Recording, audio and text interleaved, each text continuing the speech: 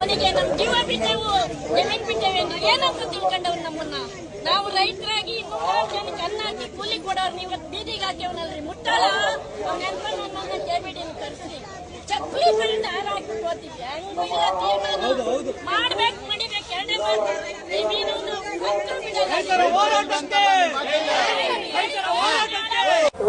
ಅಧಿಸೂಚನೆ ಆಗಿಲ್ಲ, ಯಾವ ಗ್ರಾಮ ಅಂತ ಇನ್ನೂ ತೀರ್ಮಾನ ಆಗಿಲ್ಲ, ಯಾವ ಸರ್ವೆ ನಂಬರ್ ಅಂತ ಇನ್ನೂ ತೀರ್ಮಾನ ಆಗಿಲ್ಲ. ಆದ್ರಿಂದ ಇದು ಬಹಳ ಪ್ರಿಲಿಮಿನರಿ ಸ್ಟೇಜ್ ಅಲ್ಲಿದೆ. ತಮ್ಮ ಮನವಿ ಏನಿದೆ ಅದನ್ನ ನಾನು ಸರ್ಕಾರಕ್ಕೆ ಕಳಿಸ್ತೀನಿ, ಮತ್ತೆ ನಮ್ಮ ಸಂಬಂಧಪಟ್ಟ ಮಂತ್ರಿಗಳಿಗೂ ಸಹ ಹೇಳ್ತೇನೆ.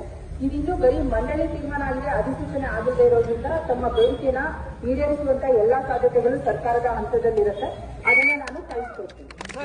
ನಾವೀಗ ಸೆಣಸಾಡುವ ಒಂದು ಹಂತವನ್ನ ತಪ್ಪಿದ್ದೇವೆ. ಇಲ್ಲಿನ ಬ್ರಷೂರ್ಗಳೇ ಹೇಳ್ತಾ ಇದೆ, ಬಲವಂತದ ಭೂ ಸ್ವಾಧೀನಕ್ಕೆ ಧಿಕ್ಕಾರ, ರೈತರನ್ನು ಕಡೆಗಣಿಸಿರುವ ಸರ್ಕಾರ ತೊಲಗಲಿ, ಯಥಾತತ್ವ ಭೂ ಸ್ವಾಧೀನ ಯಾರಿಗಾಗಿ, ರೈತ ಎಲ್ಲಿಗೂ ತಾಳ್ಮೆ ಪರೀಕ್ಷೆ ಮಾಡ್ಕೊಳ್ಳೋದು.